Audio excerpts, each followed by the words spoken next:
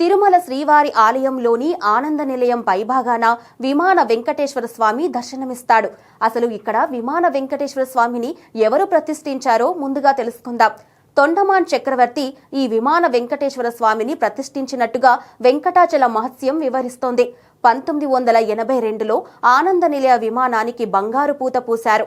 ఆ సమయంలో విమాన వెంకటేశ్వరుణ్ణి గుర్తుపట్టడానికి వెండి మకర తోరణం పెట్టించి గుర్తించడానికి వీలుగా బాణం గుర్తును సైతం ఏర్పాటు చేశారు.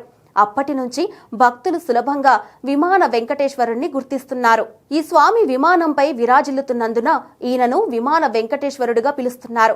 విమాన వెంకటేశ్వర స్వామి వారి దర్శనం గర్భాలయంలోని స్వయంభూ శ్రీవారి దర్శనంతో సమానమని చెబుతారు.